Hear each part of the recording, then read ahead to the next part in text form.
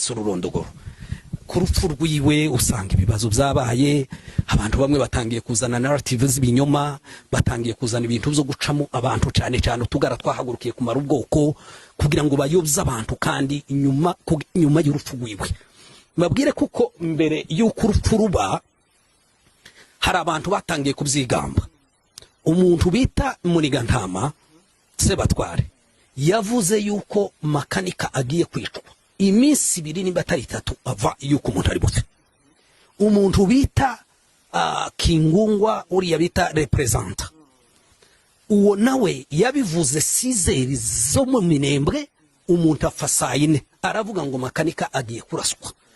izo ni evidence zakagara iteka ryose yo haje kubikintu mu Minembwe wasangaga ari bo babaye abambere kugira ngo bakivuge nuko bari bazi umupango nuko bari bazi bihe bikorwa